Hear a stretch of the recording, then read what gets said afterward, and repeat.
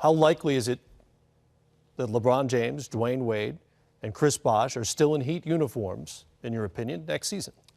Well, I think you have to give Miami the edge in terms of them staying there. And I would say they're going to give Pat Riley enough time to try to convince them and others to come to Miami and play with them. I do think that as this free agency period continues, they will look around. And I think LeBron will look at Houston. I think he will look at Cleveland. I think Bosh probably will look at Dallas. And Wade, to me, I think, he's probably the one who likely stays in Miami. There's a loyalty amongst the three of Wade, James, and Bosh that they've all committed to each other.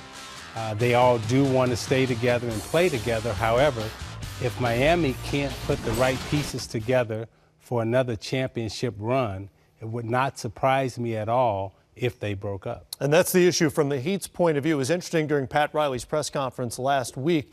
At no point was he going to suggest that any of them take less money. That was going to be up to them to make that happen and put themselves in a place where they can improve that roster. It's a lot of balls to juggle in the air to try to make this work. It's a nice way to have Pat put it on the players. Yes, right. So he didn't have to ask the question, but obviously that's part of the equation here. Probably not LeBron. He's going to get the lion's share. He's the kingpin in this whole thing in terms of all of free agency. So when you look at the options that Isaiah pointed out, there's quite a few of them in front of him. There's a couple situations, Phoenix in particular, where they can land two max free agents. There's a scenario that could develop where Melo and he go together. Probably unlikely, but again, I think Miami is in the lead. Pat's holding all the cards. He's got a chance to go out and make a splash. The real question to me is, do they go out and get a Marcin Gortat, or do they go the process and the distance through a restricted free agent offer to someone like a Greg Monroe?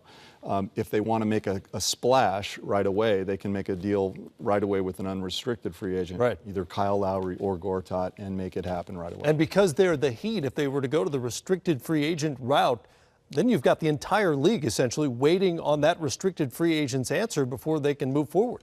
Could set up a series of delays here, but Melo's not going to have time to wait for a lot of different things. He's going to have to move on, and pieces will start to fall off the table. And whether or not the big three in Miami have the patience and other teams that are waiting for their answers, it's an equation that doesn't have an answer right now, but obviously a lot of things will play out here in the next week.